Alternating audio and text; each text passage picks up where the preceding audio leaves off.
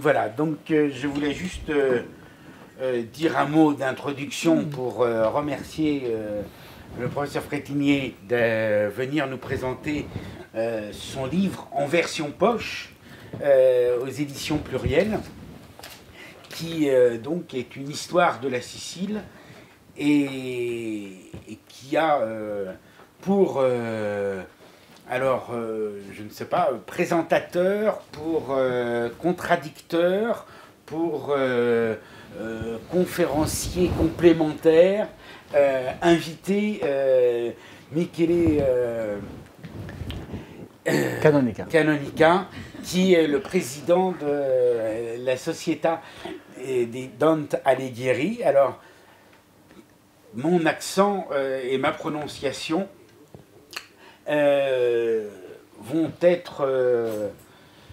vont vous étonner par rapport à ce que je vais vous dire après, puisque effectivement la maison d'édition Pedone, que je représente ici, est d'origine italienne et d'origine sicilienne, puisque le gendre du fondateur de la maison d'édition a été Guillaume Pedone-Lauriel, qui était sicilien, dont le père, qui était libraire à Paris, rue Bonaparte, tenait une librairie italienne et était issu d'une famille de Palerme.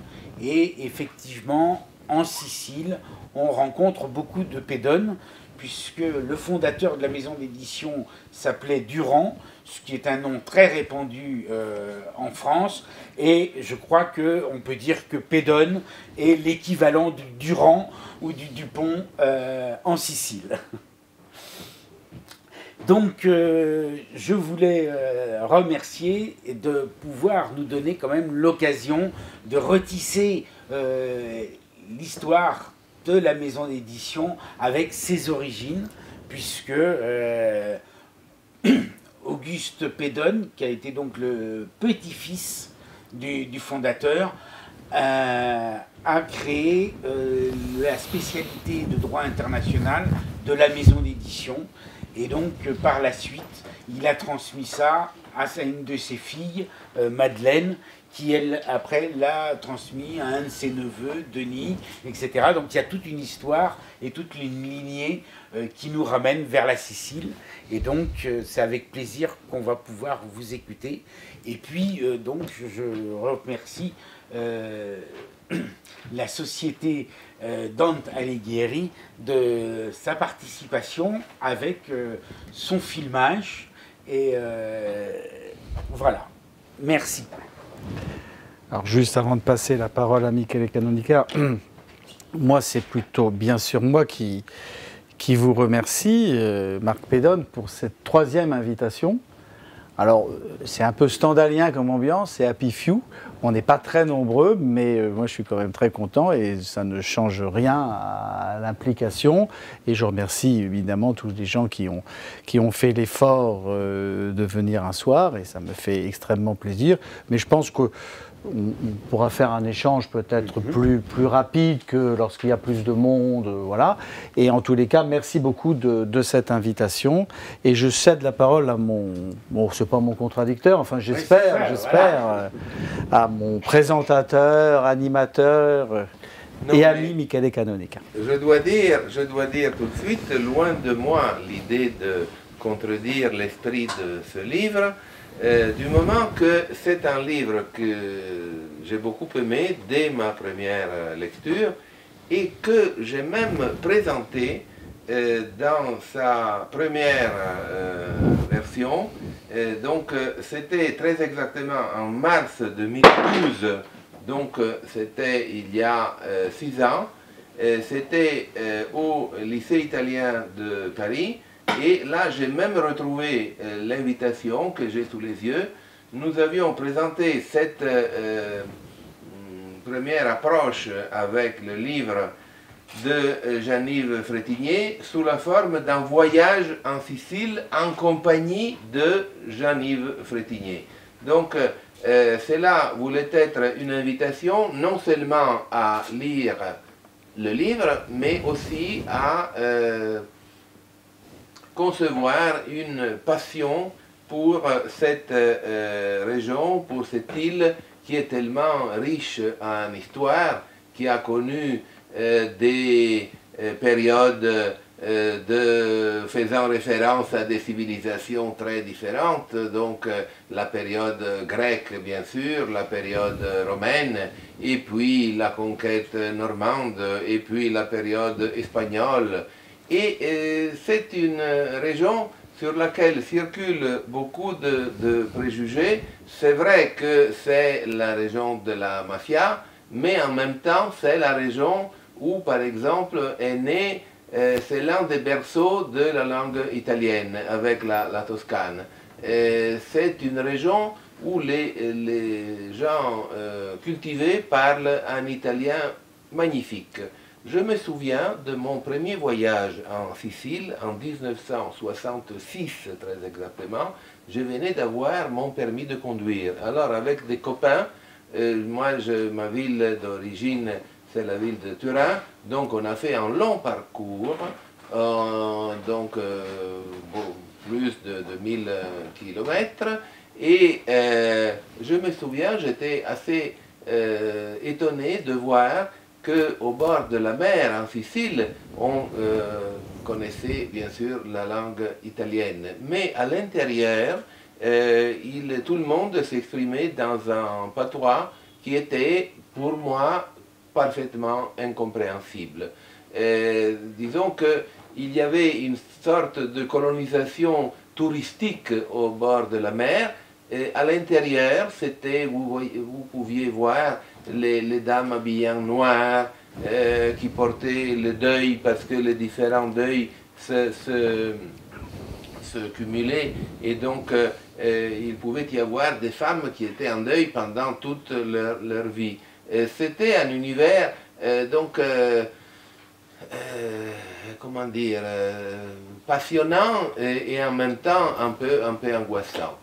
Il faut dire que la Sicile avait été mise au centre de l'attention, non seulement italienne, mais internationale, par l'énorme succès du livre Le Guépard, et par la suite du film de Luchino Visconti, qui est considéré comme l'un des chefs-d'œuvre du cinéma mondial, avec une belle présence française incarnée notamment par Alain Delon, qui était très jeune à l'époque. Donc, la Sicile, là, dans ce film, était présentée à l'époque de l'unité de l'Italie, du Risorgimento. C'était une Sicile intéressante grâce à ses splendeurs, mais en même temps décadente. Mais la Sicile, c'est un peu la décadence perpétuelle. C'est un endroit magique qui vous transmet aussi l'élégance qui est liée à la décadence. Disons, tout a été déjà vu, tout a été déjà vécu, et une gastronomie extraordinaire, par exemple. Vous trouvez le mélange des influences gastronomiques vraiment de toutes les civilisations que je viens d'évoquer. C'est un endroit où les Français se rendent volontiers.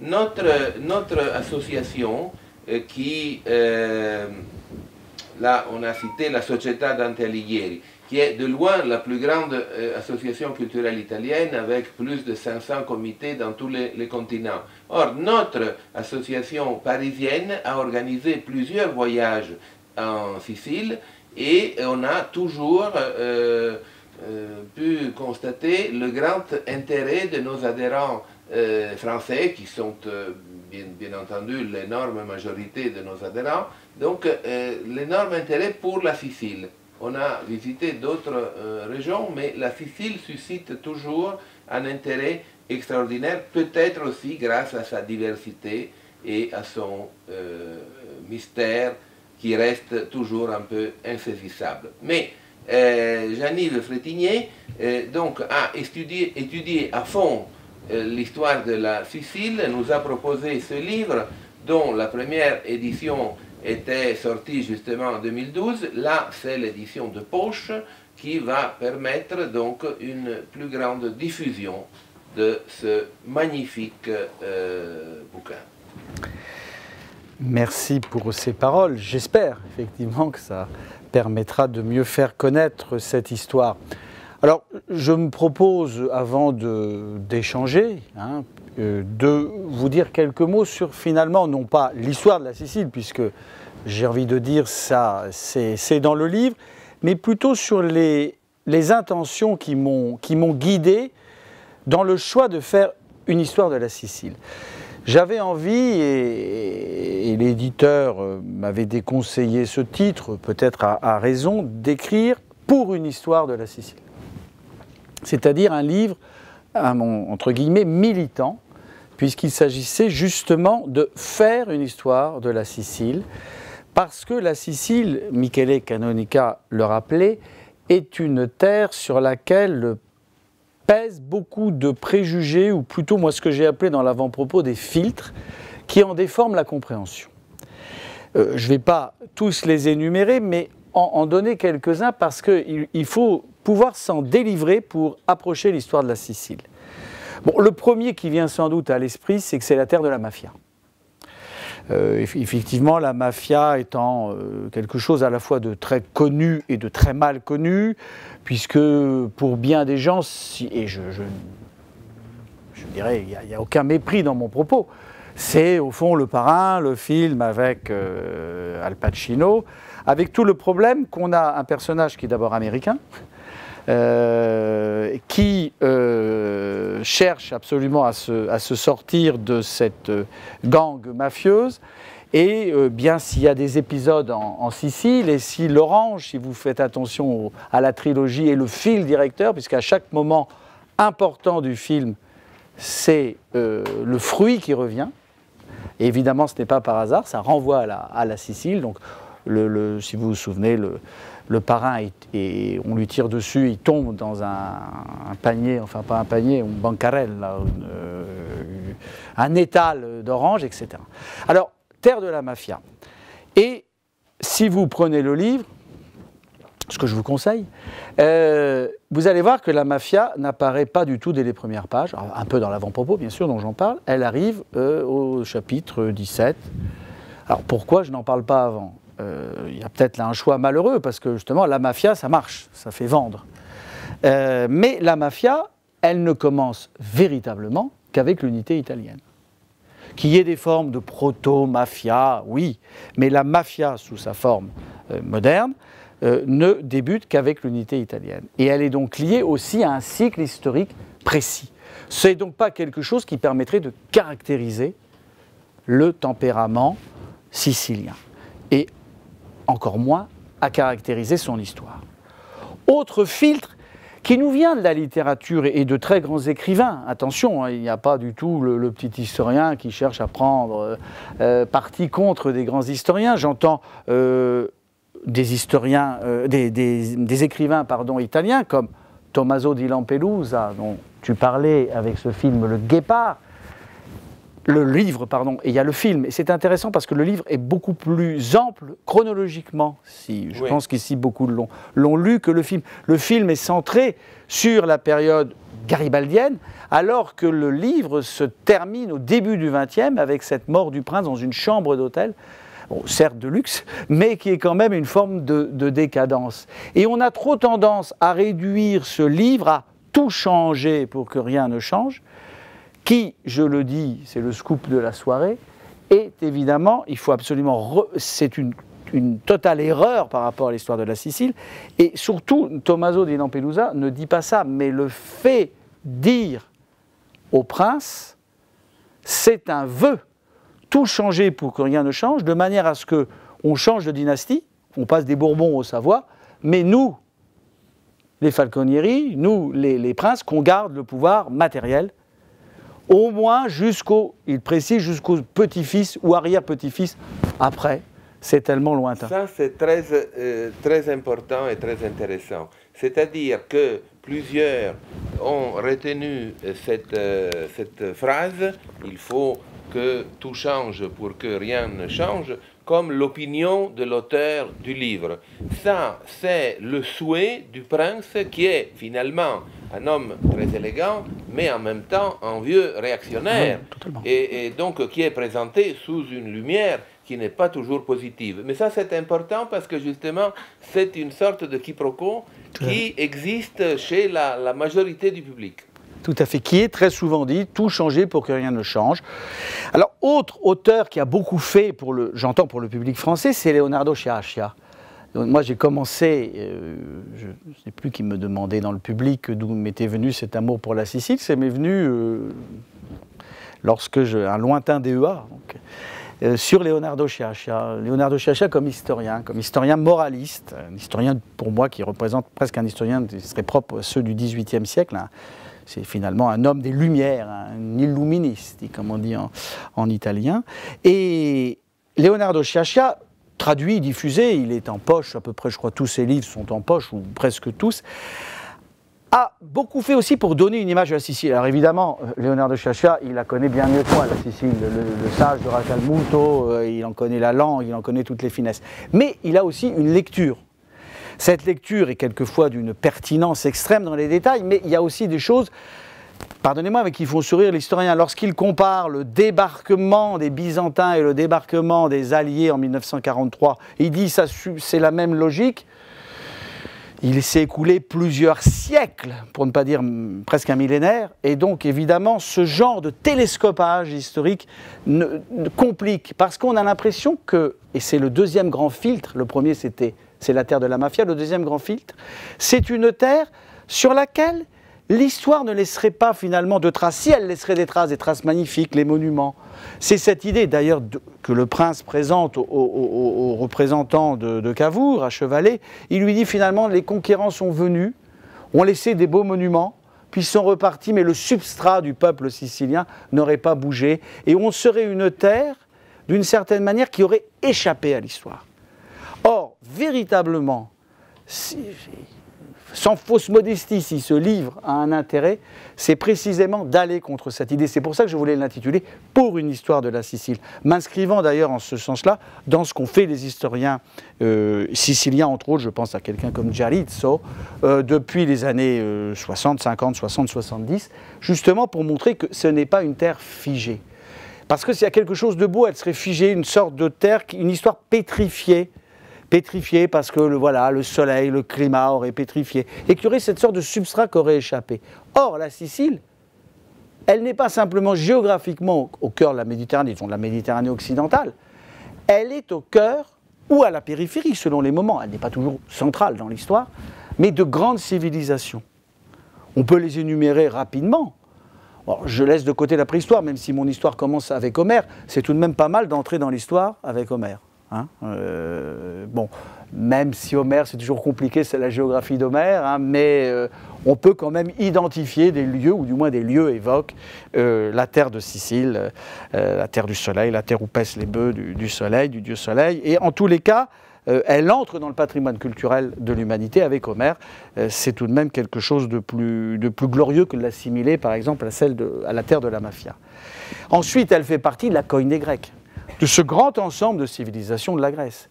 Il faut quand même voir que Syracuse est une ville absolument comparable à Athènes, en rayonnement. La vallée des temples d'Agrigente, classée au patrimoine mondial de l'UNESCO, le temple de Ségeste, le temple de Sélinonte, on a là absolument, ce n'est pas un appendice de la Grèce, c'est la Grèce. Alors on parle de colonie parce que le mot est impropre, d'ailleurs le mot est d'origine latine et pas grecque, c'est vraiment un monde grec. Et c'est d'autant plus important que les Romains qui vont être si fascinés par la culture grecque, au point qu'ils vont vouloir aussi s'en émanciper, découvrent la Grèce par la conquête de Syracuse. La richesse de Syracuse est absolument considérable. Et alors, quel personnage est là? Alors, je ris parce que j'avais lu un livre comme ça où un auteur sicilien mettait tous les grands hommes de Sicile. Tous les grands hommes. Ah, il y en a quand même beaucoup. Il y a quand même Archimède. Il y a Empédocle. Il y a Théocrite. Je veux dire, on a des figures majeures de notre civilisation qui sont siciliens. Pas siciliens. Qui font partie de cet ensemble de la koiné grecque. Elle est ensuite une province romaine, la première province romaine. Puisque, bon, pas là dans le détail, mais il y a quelque chose de symbolique de franchir le détroit de Caribe-Silla. C'est la première province. Une province qui va devenir essentielle, un peu la belle endormie parce qu'elle va jouer un rôle politique selon les moments plus ou moins important, mais très important en tant qu'elle est une des sources pour fournir le pain. Le pain et les jeux, alors pas les jeux, mais le pain, il vient de Sicile. Alors il ne vient pas que de Sicile, mais il vient en grande partie de Sicile. Et c'est une province très importante où toutes les grandes familles, en particulier les grandes familles des sénateurs, cherchent à avoir une ville là. Et ensuite, au moment où l'Empire romain va décliner, vont chercher à s'y réfugier. Car la Sicile va beaucoup moins connaître les invasions, ce qu'on appelle les invasions barbares, que d'autres régions, et en particulier que l'Italie continentale. Elle est ensuite byzantine. On a eu très longtemps tendance, ça c'est un renouveau historiographique, à oublier ce qu'elle a été 3 siècles byzantine. C'est-à-dire qu'elle appartenait à l'Empire d'Orient. Cette période a été longtemps peu considérée, peu étudiée, écrasée qu'elle était entre la période gréco-romaine et ensuite la période arabe. Et la conquête ensuite normande. En réalité, c'est très intéressant, c'est que Byzance, et entre autres l'empereur Justinien, mais pas simplement lui, est très attaché à cette terre. Certes, il la conçoit comme une terre à partir de laquelle reconquérir l'empire, enfin la péninsule italique, mais au-delà de ça, il a bien conscience que s'implanter et défendre la Sicile pendant 3 siècles, si vous me passez une formule un peu triviale, il y met le paquet, financièrement, militairement, pour défendre cette île, c'est bien qu'il y est attaché, c'est bien qu'elle représente à ses yeux un des joyaux de la civilisation grecque et latine. Et c'est très important parce que c'est évidemment le substrat grec qui était déjà important et renforcé par l'aspect byzantin. On parlait sans doute plutôt grec, disons avant la période musulmane et normande. Ce n'est qu'après qu'arrivent des Piémontais, des Lombards, etc. Car l'Italie, la Sicile, je voulais vous le dire, est essentiellement peuplée de gens qui viennent du nord de l'Italie. Ensuite, c'est la période arabe. Et là encore, la Sicile n'est pas marginale. Elle fait partie de ce grand ensemble, l'Oumma musulmane, et elle n'est pas une région périphérique de ce grand système. Elle est une des dernières terres conquises, et là encore avec beaucoup de peine, c'est près d'1 siècle la conquête, finalement. Avec des régions où la présence est plus forte, d'autres où elle est moins forte. En particulier, la région au nord-est, c'est presque 150 ans plus tard qu'elle n'est simplement colonisée. Donc là, on a vers Rometa, pour ceux qui connaissent la Sicile, disons à l'est de Messine, on a là des terres qui restent latines et chrétiennes très longtemps. Mais pour les musulmans, c'est une terre centrale. On y trouve des grandes figures, on y trouve des personnages importants et un attachement très profond pour cette terre. Lorsque, après la conquête normande, beaucoup vont partir en exil, on a des poèmes extrêmement beaux, où c'est un déchirement de quitter leur patrie. Alors, ce n'est pas facile à écrire ce chapitre, parce qu'il faut éviter 2 écueils. L'écueil qui consisterait à dire, c'est une guerre de religion. Parce que, avant, c'est une autre civilisation qui arrive que la civilisation chrétienne, avec les musulmans. J'enfonce une porte ouverte en vous disant ça. Mais ce qui est intéressant, c'est que le premier écueil, c'était de dire on est face à un djihad, une guerre religieuse, et l'autre, au contraire, une vision irénique des choses dans laquelle on dirait tout s'est bien passé, c'est une sorte de coexistence pacifique, si vous me passez des termes anachroniques. En réalité, on a une situation d'entre-deux, c'est-à-dire que la Sicile, il n'y a pas de politique de persécution religieuse, il n'y a pas de politique génocidaire ou de ce genre de choses comme ça, il y a simplement un statut juridique très inférieur pour les chrétiens, qui paient l'impôt, entre autres, etc. Et ensuite, lorsque les chrétiens vont faire la reconquête par les Normands, c'est exactement la situation inverse, où il n'y aura pas de persécution religieuse, je veux dire systématique, une sorte de logique. Il peut y avoir des coups de sang, des coups de violence. Mais le Sicilien musulman va avoir un statut inférieur, à peu près comme le Sicilien chrétien avait un statut inférieur. Mais Si l'on voit cette période,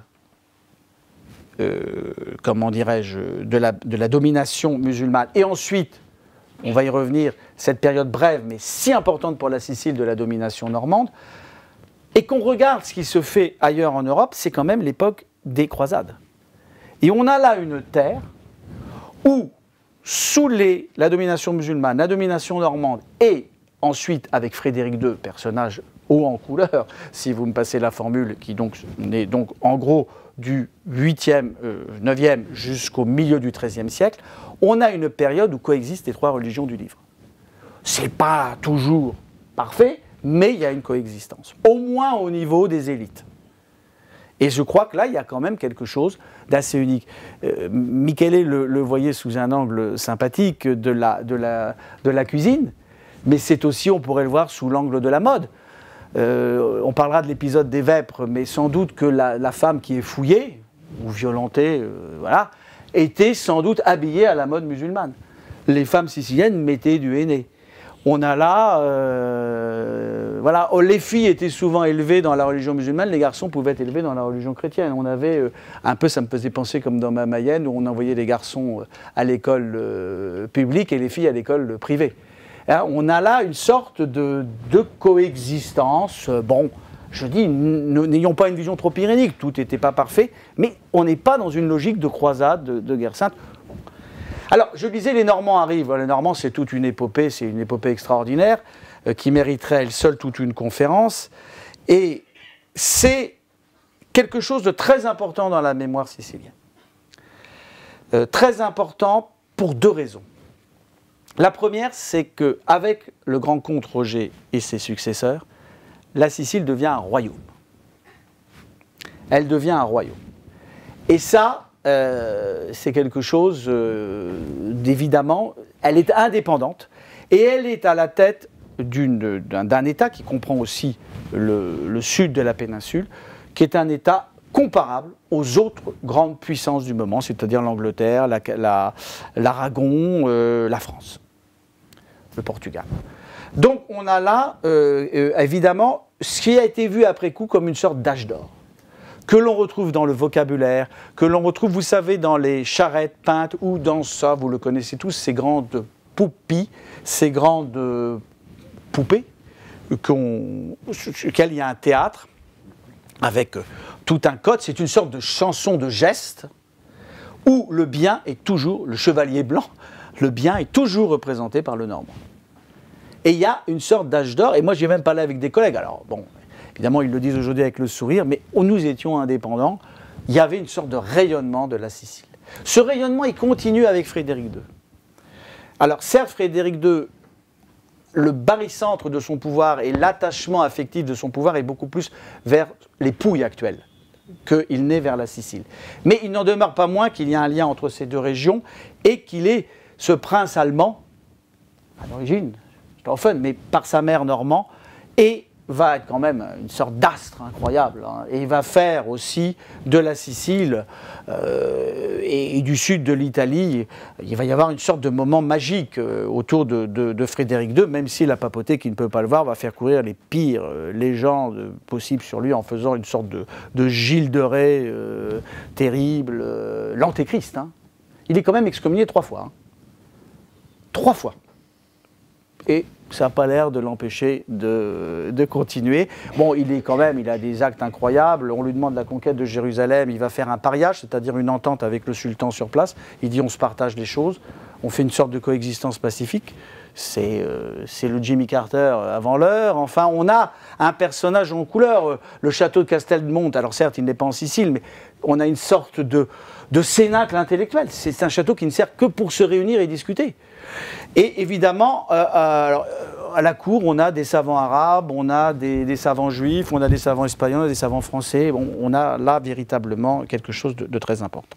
Alors après, j'en suis désolé de le dire, arrivent les Angevins. Moi, je suis Angevin, mais alors les Angevins et la Sicile, ça va beaucoup moins bien. C'est les fameuses vêpres siciliennes. J'en parlais de cette femme qui est fouillée, à partir de là, il y a une sorte d'émeute, on est en 1282, d'émeute pour chasser les étrangers. Et c'est vrai que là, commence à naître quelque chose qui va beaucoup être un élément fort de l'histoire sicilienne, c'est lorsque le pouvoir se déplace vers Naples, il y a une véritable rivalité avec Naples. Et ça, c'est... Je n'aime pas trop les traits structurants qui traversent les siècles, car il faut toujours se méfier.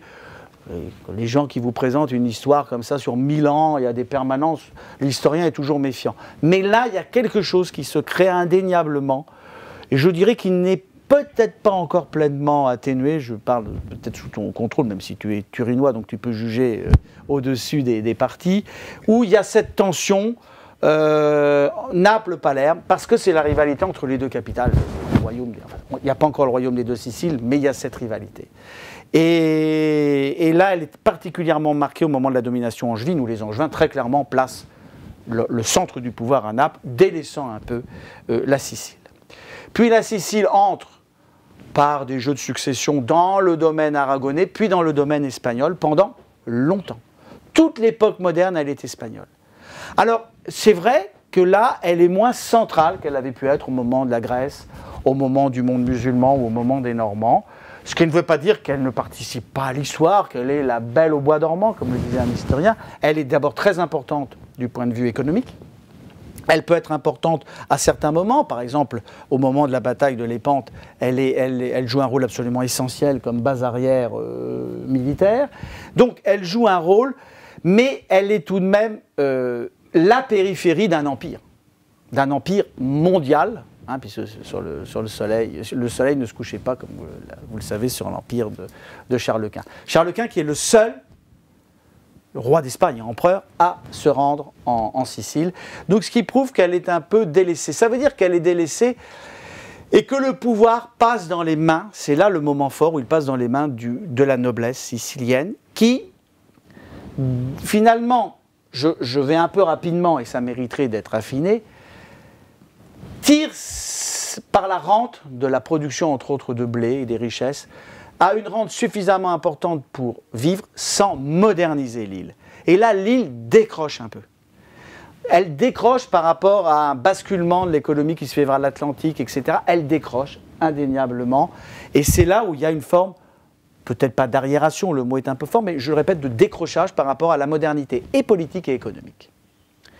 Puis la Sicile connaît les soubresauts, les événements du 19e.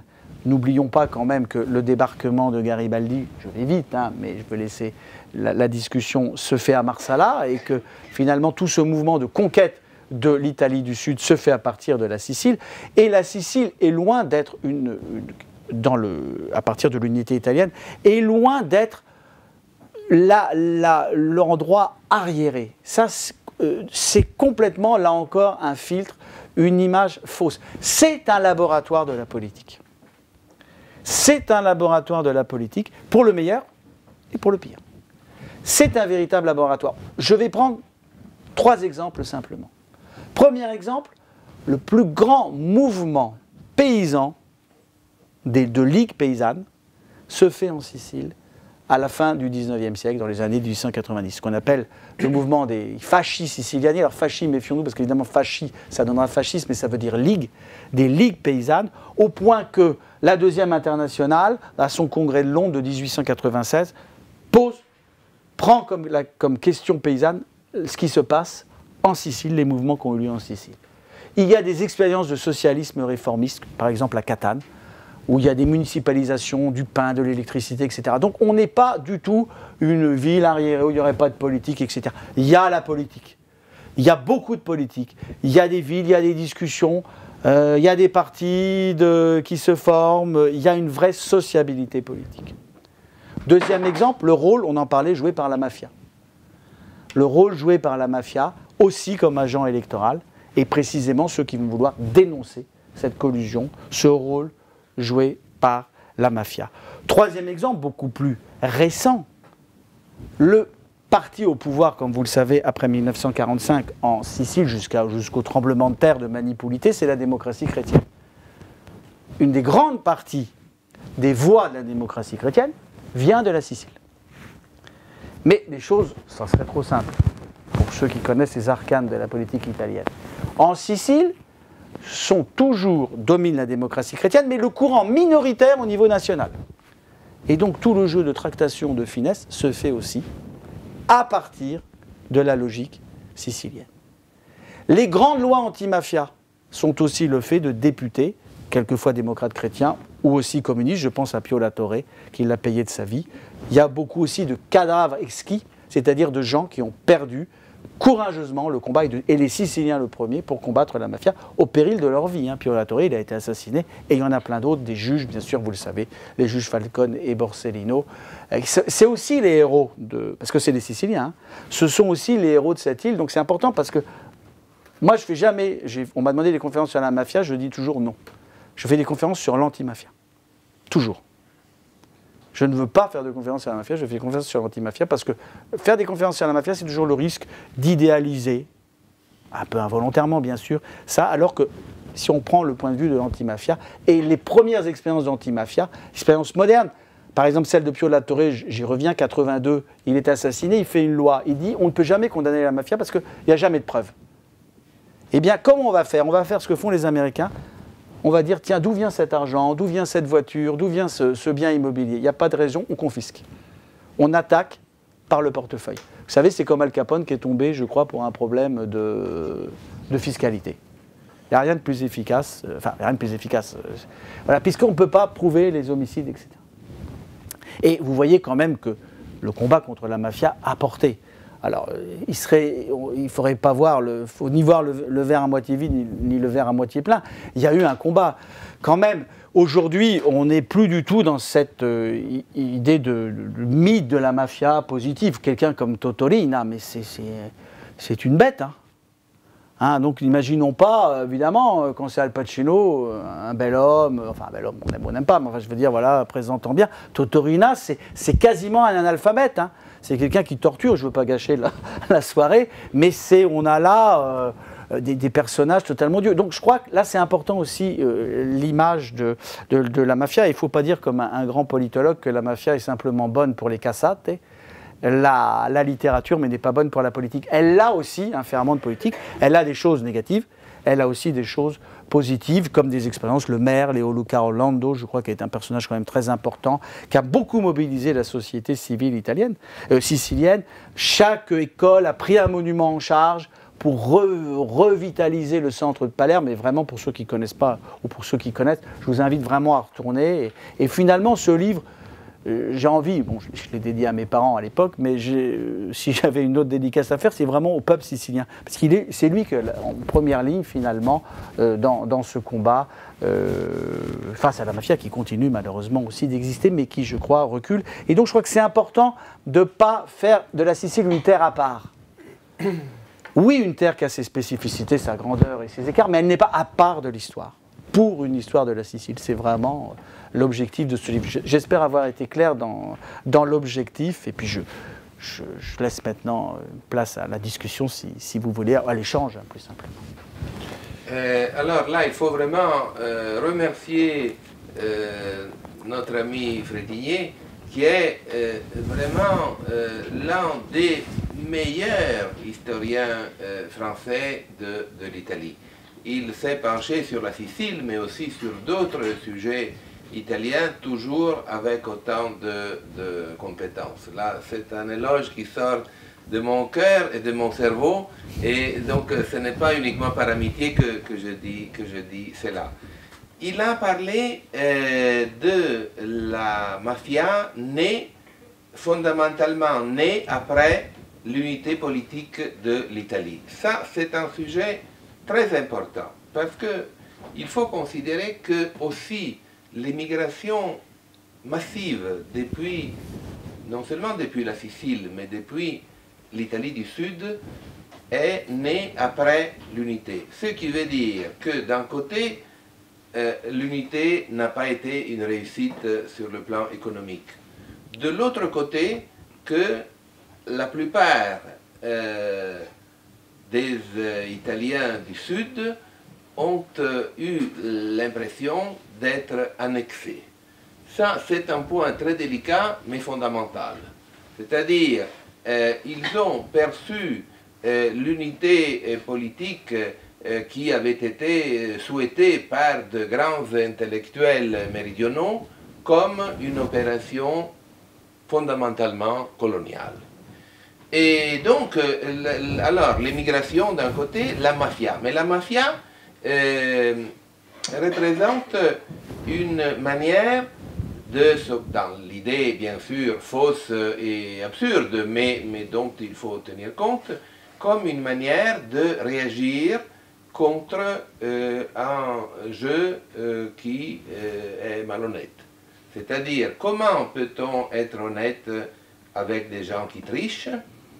Le phénomène qui a été dénommé le brigantaggio, c'est-à-dire les brigands qui ont combattu non seulement en Sicile, mais dans l'Italie du Sud, notamment en Calabre et Basilicate, contre les troupes de l'État unitaire pendant environ un lustre. Donc, oui, ils étaient décrits comme des brigands, mais à leur côté, il y avait aussi des soldats et des officiers de l'armée des Bourbons qui les avaient rejoints. Et ce n'est pas par hasard que dans la même période, il y a eu une autre guerre du Sud contre le Nord aux États-Unis. Aux États-Unis, celle qui est passée, qui est connue comme la guerre de sécession, a été finalement une guerre du Sud plus arriéré et, il faut ajouter, esclavagiste, contre le Nord des États-Unis qui était plus avancé sur le plan industriel et qui était plus libéral et progressiste sur le plan des droits civiques. Mais nous savons que le Sud avait son esthétique. Un film très populaire dans le monde entier comme Autant en emporte le vent nous décrit aussi les idéalités de ces salles réactionnaires du Sud. Dans l'Italie méridionale, il y a eu un sentiment de revendication de sa propre civilisation très ancienne contre ces Piémontais, Milanais qui avaient trouvé des soutiens politiques importants, y compris par exemple en France Napoléon III. N'oublions pas la relation privilégiée entre Cavour et Napoléon III. Donc il y avait ce sentiment de détestation face à la conquête. Ce n'est pas par hasard que Garibaldi, que tu as évoqué tout à l'heure, a débarqué en Sicile. S'il avait débarqué à Naples, probablement, les troupes très nombreuses et assez bien organisées du roi de Naples auraient pu prendre le dessus contre cette armée de 1000 volontaires qui étaient des gens généreux et pleins d'idéaux, mais qui n'étaient pas forcément de très bons soldats. Garibaldi a eu l'astuce de débarquer en Sicile où il y avait un sentiment anti-napolitain très fort. Donc il a eu tout de suite l'accueil, il a été accueilli comme un libérateur. C'est-à-dire, tout de suite, les Siciliens ont pensé, ils n'avaient pas l'idée, et ils ne pouvaient pas avoir l'idée qu'il existait un projet d'unification de l'Italie tout entière. Mais ils voyaient que c'était un monsieur beau, avec cette belle barbe, la chemise rouge, etc., qui promettait la liberté face au pouvoir central de Naples. Et donc, là, Garibaldi a trouvé un soutien qui l'a accompagné pendant toute sa remontée de l'Italie. Et en effet, il est arrivé jusqu'à Naples, où il a trouvé une situation de panique. Et enfin, chacun sait qu'il a fait cadeau de cet immense territoire de l'Italie du Sud au roi de la maison de Savoie, Victor Emmanuel II. Donc, la Sicile a joué un rôle clé dans l'histoire de l'Italie depuis toujours, mais notamment au XIXe siècle. La mafia, moi je ne veux pas du tout présenter la mafia comme la juste vengeance contre le colonialisme de l'Italie du Nord. Pas du tout. Bien au contraire. Quand les films américains sur la mafia ont connu le succès mondial que tout le monde sait, alors il y a eu des associations de Siciliens qui ont protesté contre cette façon esthétisante de présenter la mafia. Il y a eu des comités, des manifestations pour dire non, la mafia ce sont des délinquants.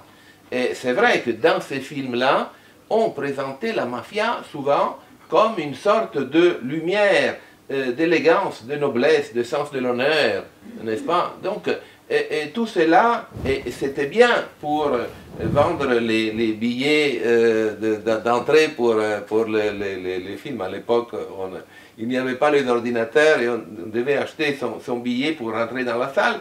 Donc, succès commercial énorme, mais en même temps, de la part des Siciliens honnêtes, il y avait une détestation totale face à cette présentation esthétisante de la mafia. Demeure le fait que la naissance de la mafia avait des causes. Et donc, elle trouvait ses racines aussi dans ce sentiment de frustration face à une unité de l'Italie perçue comme une opération annexionniste et non pas comme un moment de convergence de toute une nation. Mais je crois que Jean-Yves Frétinier aura d'autres réflexions à nous livrer sur cette terre très fière. La dernière remarque. La Sicile a été souvent conquise, mais au fond, elle n'a jamais été dominée à 100%, car il y a ce fond de fierté. Et n'oublions pas, comme nous sommes à Paris, que la Sicile représente peut-être l'une des rares régions de l'Europe qui n'a pas été conquise par Napoléon. Car, protégée par l'Angleterre, finalement, Napoléon a préféré ne pas affronter un combat au milieu de la Méditerranée, et donc la Sicile n'a jamais subi la domination napoléonienne. Mais Jean-Yves, tu en as encore beaucoup à dire. Merci. Il y a évidemment beaucoup de choses qui ont été dites, même des choses terribles que j'espère qu'ils ne seront pas à l'enregistrement contre Napoléon. Non, mais je plaisante. Oui, alors il y a beaucoup de choses, mais au fond, tout ce que tu as pu dire, ça se ramène à une question. La question méridionale. Et entre autres, la spécificité de la question sicilienne au sein de la question méridionale. Évidemment, si j'avais une définition, avec les étudiants, on travaille sur ça, et évidemment, on ne peut pas donner une définition comme ça. Mais c'est plusieurs choses. C'est effectivement la place, la difficulté, l'écart entre le nord et le sud de l'Italie, qui donne lieu à beaucoup d'instrumentalisation, beaucoup par exemple politique, entre autres la Ligue du Nord, aujourd'hui qui a mis pas mal de vin dans son Barolo, mais il n'en demeure pas moins qu'il y a toujours cette tension entre deux ou trois Italies. Mais la question méridionale, j'essaye de le montrer dans le livre, elle démarre, on peut presque la dater. C'est à partir du moment où l'unité italienne est faite, et où la Sicile, particulièrement, envoie, sur les 40, je crois qu'il y a 48 députés, elle en envoie 46 qui n'ont plus la couleur, qui ne sont plus de la majorité, 46 de l'opposition. Alors ça ne veut pas dire l'opposition institutionnelle, hein, pas les gens refusant l'Italie. C'est-à-dire ni les Noirs, les cléricaux, ni les Rouges, disciples de Mazzini, mais ce qu'on appelle la gauche historique. À partir de là, il y a une véritable, le mot est un peu fort, panique des élites qui se disent que va-t-il se passer s'il y a un basculement de majorité et que ce soit à leurs yeux la partie la plus arriérée qui dicte le rythme politique. Et là, il y a une véritable inquiétude. La question méridionale, c'est surtout cette idée de dire le Sud ne doit pas, aux yeux de ceux du Nord, ne doit pas être la terre qui donne le rythme politique, qui imprime le rythme politique. Et à partir de là, il y a aussi toute une lecture d'une forme d'arriération. Il y a beaucoup d'enquêtes qui sont conduites, d'enquêtes parlementaires au 19e, d'enquêtes de gens privés, une célèbre, celle de Franchetti et Sonnino, de jeunes Toscans qui se rendent sur place, qui analysent. C'est des documents extrêmement intéressants. Et il en ressort qu'il y a, avec des nuances, une sorte de retard. Retard, ça veut dire quoi? Ça veut dire que la Sicile serait en retard dans les standards, dans l'acquisition des standards de l'État-nation. Standards de l'État-nation, c'est payer l'impôt, c'est la conscription, c'est accepter, voilà, ce qui fait un État-nation. Et il serait en retard. Et ça a été une clé de lecture qui a longtemps pesé, et sur les méridionaux, et globalement sur tout le monde. Tous les historiens ont dit, oui, la Sicile serait en retard, et plus généralement le Mezzogiorno serait en retard dans le cycle de la civilisation. Selon moi, c'est extrêmement discutable, cette chose. Et on peut en revenir à Garibaldi, à la perception de Garibaldi.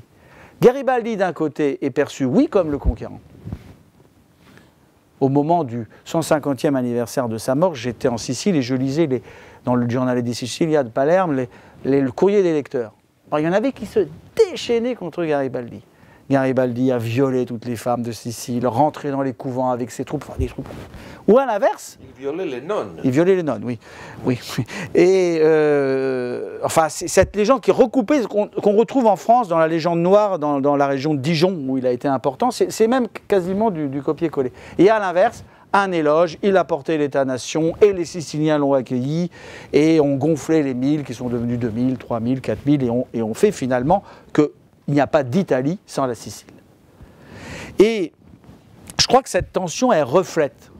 Le problème de la question méridionale, c'est précisément, j'en reviens au titre que j'aurais voulu mettre pour une histoire de la Sicile. La Sicile, ce n'est pas une histoire qui dépend de celle des autres, de celle qu'écriraient les autres, que ce soit les conquérants ou les derniers en date, les Piémontais. Elle a sa propre histoire. Elle réagit par rapport à des grands ensembles de civilisations. Et elle réagit par rapport à un nouvel État, qui est l'État italien, qui est un État très centralisé. Là, effectivement, s'il y a eu un ratage, c'est pas d'avoir fait la Sicile une région italienne. On a bien vu après-guerre que le séparatisme n'a jamais fait que 10% des voix. Ça a été un feu de paille qui a un peu inquiété le monde, mais finalement, ceux qui voulaient une séparation ou que la Sicile devienne le 50e ou 51e État des États-Unis, ça a été un mouvement, je ne dis pas folklorique, parce qu'il y a eu quelqu'un, mais indéniablement, qui n'a pas eu comment dirais-je, qui n'a pas eu un ancrage politique fort.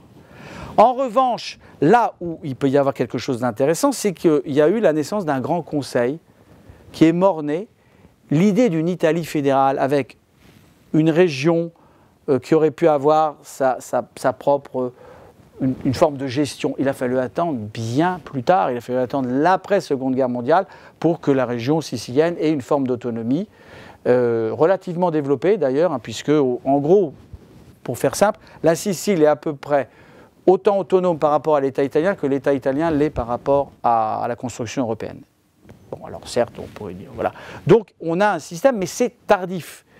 Et ça a été évidemment une réponse sans doute trop tardive. Mais la Sicile n'est pas opposée, je crois, à l'État-nation italien. Elle est opposée aux formes qu'il a pu prendre et à une forme qu'on a pu dire la piémontisation, c'est-à-dire imposer.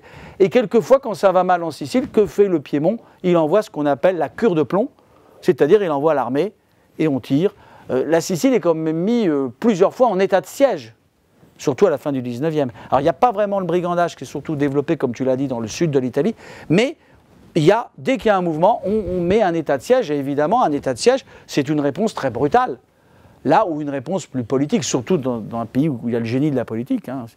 L'Italie, tu le sais, est quand même le seul pays où un homme politique de la démocratie chrétienne a pu dire aux communistes, on finira par se rapprocher puisque finalement nous sommes deux parallèles qui finiront par nous rencontrer. Donc là où il y a une telle ductilité politique, qui va même contre les lois de la géométrie, il y aurait pu avoir une réponse plus subtile que celle de la cure de plomb. Mais attention, en revanche, je me souviens pour avoir présenté, à une séance à Caen où on avait présenté un film, Le Guépard. où il y avait des gens qui disaient « mais l'État italien nous a chassés, on a toujours été méprisés ». 3 présidents du Conseil avant 1922, c'est-à-dire avant Mussolini, sont des Siciliens. Crispi, c'est pas rien. Voilà. Antonio de Rudini, personnage, et Vittorio Emanuele Orlando, qui est celui qu'on appelle le père de la victoire, puisqu'il est à la tête du pays pendant la guerre 14. Donc, attention à ne pas tomber dans l'excès inverse en disant la Sicile est complètement marginalisée. Elle est totalement au cœur, je crois, du processus de l'État-nation. Voilà, je vais te voler ce micro pour une seconde, car tu as finalement cité le nom qui manquait dans cette belle exposition sur l'histoire de la Sicile, c'est-à-dire Crispi. Crispi a été une figure centrale de la politique italienne dans la dernière partie du XIXe siècle. Il est celui qui a rapproché l'Italie de ses ennemis traditionnels, c'est-à-dire de l'Autriche et en même temps de l'Allemagne, de la culture germanique. Or, c'était une façon, à sa manière, d'interpréter le sentiment de critique face à la manière où le risorgimento s'était déroulé. Donc, c'était une attitude anti-franco-anglaise.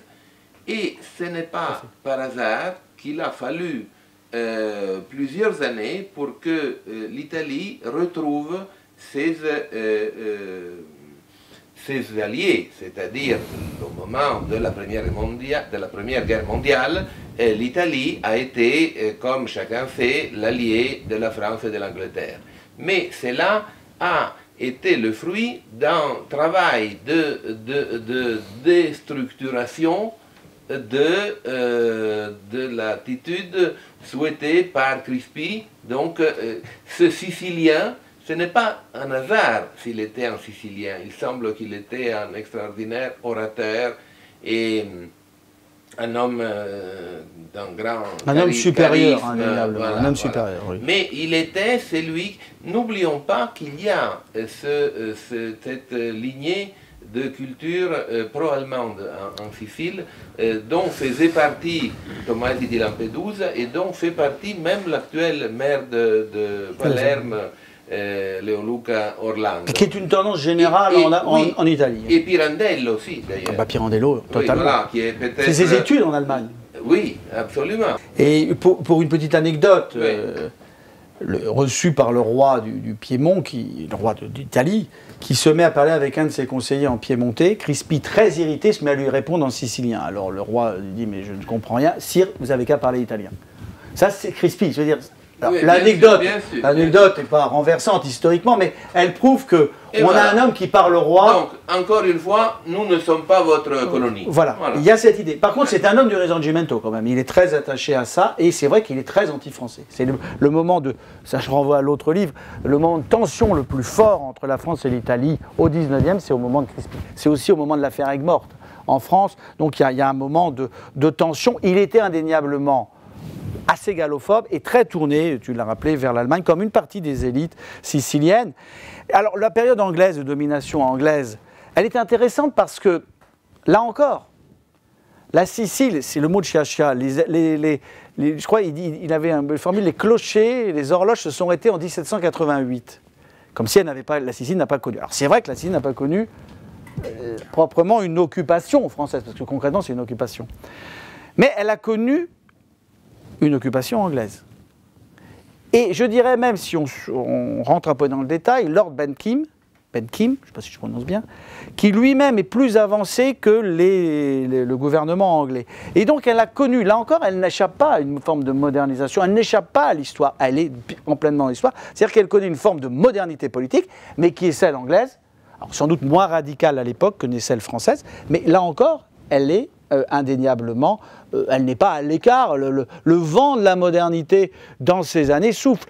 Un peu auparavant, le vice-roi, le dernier grand vice-roi qu'elle a avant précisément la période napoléonienne, c'est Caracciolo, très grande famille. Caracciolo, il y en a plein, c'est une des grandes familles napolitaines. Bon, lui, il est la branche la plus pauvre. Caracciolo, c'est un ami intime de Diderot, de d'Alembert, de Voltaire. D'ailleurs, il arrive en Sicile, il dit « c'est terrible, j'arrive dans cette île barbare, je quitte les salons parisiens ». Il a mis 1 an à partir. Il n'arrivait pas. Et puis après, il se prend d'amour pour ce pays. Et qu'est-ce qu'il fait? Il pleure de joie lorsque l'Inquisition est abolie. Même si ce n'est pas lui qui l'a préparé, il accélère les choses. Et il dit, il écrit à qui? Première personne, à Diderot, je vis le plus beau jour de ma vie, l'Inquisition en Sicile a fini. Elle condamnait plus beaucoup, mais elle était toujours là, comme symbole d'une sorte justement d'arriération. Donc, la Sicile, ce n'est pas une terre arriérée. Et même économiquement, on parlait de l'émigration, elle n'est pas dans les plus pauvres. Précisément grâce aux revenus des émigrés. L'émigration, nous, Français, je ne sais pas si nous sommes Français ou si ici il y a des Italiens, mais on est une terre d'immigration, nous, principalement les Français. L'émigration, on a des Français à l'étranger, bien sûr, mais l'émigration, c'est un signe de vitalité. N'émigrent pas les gens pauvres. Les gens pauvres, si, mais les gens... ça veut dire un ressort. Pensez qu'entre 1900 et 1915, l'essentiel, enfin une grande partie de l'émigration, elle est faite par les Siciliens. C'est plusieurs millions qui partent. Enfin, mis bout à bout. Hein, ils partent tout, principalement 75% en gros aux États-Unis, 15% en Argentine. On aurait pu parler italien en Argentine. Ça aurait été intéressant pour moi qui ne parle pas espagnol. Et puis le reste, Canada et les autres pays d'Amérique du Sud, Brésil, etc. C'est une vraie vitalité.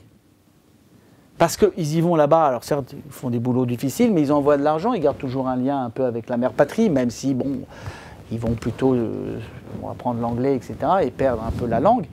Ça peut être vu comme une perte de vitalité, mais d'un autre côté, ça peut être vu comme une soupape comme des soupapes de cocotte minute, là, qui évitent que ça explose. Parce qu'il y aurait eu une surcharge démographique, etc. Donc c'est aussi un signe de modernité. Certes, un peu de la misère aussi, mais c'est un signe que ce peuple a du ressort.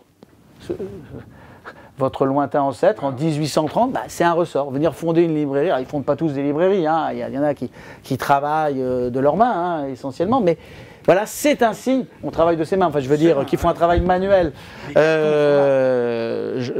C'était pas du tout dépréciatif dans mon propos, mais je veux dire, à l'essentiel, ne fondent pas des librairies, on se comprend.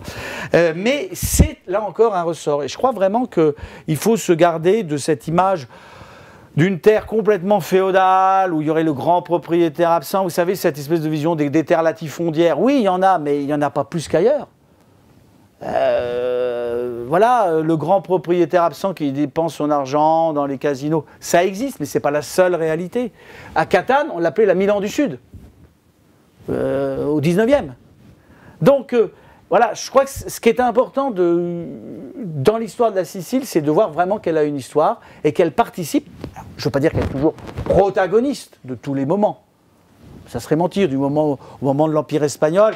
Elle est moins protagoniste qu'elle peut l'être au moment, je ne sais pas, de la Grèce antique, où Syracuse rayonne dans toute la coïne des Grecs. Mais elle participe toujours de l'histoire. Ce n'est pas la Belle au bois dormant, ce n'est pas une terre endormie, ce n'est pas une terre figée dans la misère. Bien sûr, il y a des traits de misère. Tu disais tes impressions de voyage, elles existent. C'est aussi une réalité. C'est aussi une société très fragmentée, où sans doute l'écart de culture, de richesse est important. Mais elle n'est pas une terre qui échappe à l'histoire, qui serait la terre de la misère, de la féodalité, où le climat expliquerait tout, où il y aurait une sorte de déterminisme géographique. Elle n'est pas à part. Elle a une spécificité. Je voudrais dire, peut-être comme remarque, qui moi me semble peut-être une des choses les plus belles pour le ressort de la forma mentis des Siciliens. Beaucoup plus que de dire, ils sont tous des mafieux, comme disait Orlando, un peu malheureux. Mafieux, ça veut dire être quelqu'un de jaloux, de fier. Bon, ok, mais ça, c'est pas propre aux Siciliens. Par contre, ce qui est vraiment une chose extraordinaire, vous connaissez tous, je pense, Noto. Noto, c'est une ville qui naît après un tremblement de terre des plus terribles. Alors, il y a eu celui de Messine, encore plus grave, en 1908, mais Noto, fin du 17e, c'est quelque chose de terrible. Et puis en plus, après, il faut savoir qu'un tremblement de terre, après, il y a tous les problèmes de sanitaire, etc. On n'est pas dans un pays, on n'est pas aujourd'hui. Hein. Les élites siciliennes, le peuple sicilien, Naples aussi, il faut dire le roi, le vice-roi, tout le monde retrousse les manches.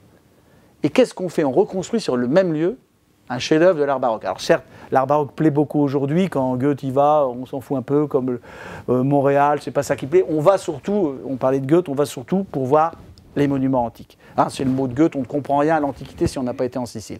Mais enfin, aujourd'hui, on va beaucoup à Noto, Raguse, Modica, Chicli, toute cette région du sud-est, la terre du baroque, extraordinaire. Imaginez le ressort là même où il y a eu un tremblement de terre, on reconstruit à l'identique avec un soin incroyable, puisque ce n'est pas que les maisons qui sont baroques. On dessine les portes, on dessine les balcons, jusqu'au bouton de porte. Tout est... Alors évidemment, ça nous donne une unité architecturale extraordinaire, mais vous voyez le ressort pour reconstruire au même lieu en quelques années. C'est donc là, je crois que c'est... Voilà, le Sicilien qui fait la sieste. J'aime beaucoup Dominique Fernandez, hein, c'est un très grand écrivain, mais qui dit la sieste, succédanée, ça vient de l'Espagne, c'est le succédané de la mort, la sieste. Bon, ok, les Siciliens font la sieste, mais il y a même les littératures siciliennes, Brancati, on a l'impression que les auteurs, dès qu'ils reviennent de Milan, à Milan, ils prennent une douche froide, ils arrivent en Sicile, la mamma, les gaves de pâtes, et les voilà qui retrouvent le creux dans le canapé, qui s'endorment. Arrêtons, c'est une vision, c'est aussi des entrepreneurs, les Siciliens. Bon, ils font peut-être la sieste, oui, ok, on fait la sieste Moi, quand il fait chaud. personnellement, je vous conseille de faire la sieste, oui, non, mais voilà. Oui. Cela fait du bien. Donc je crois que, voilà, il y a vraiment un message, je ne veux pas exagérer la portée politique de ce livre, c'est un ouvrage d'histoire, mais il y a un message, il y a une histoire de la Sicile. Hein, je crois que les Siciliens, ce n'est pas une race à part. C'est pas un groupe d'hommes à part. Ils ont leur spécificité, leur grandeur, leurs défauts. Hein. Mais ils participent de l'histoire et de toute notre histoire européenne, puisque vraiment ils rentrent avec je répète, ils rentrent avec Homère et ils sont là très actifs. Hein. Les ligues aujourd'hui, politiquement, c'est encore un laboratoire extrêmement intéressant ce qui se passe. Hein. Les dernières élections le traduisent. C'est souvent des choses, ils ne sont pas à la traîne du tout de l'histoire de leur pays et a fortiori de l'Europe. Enfin, vive la Sicile, quoi.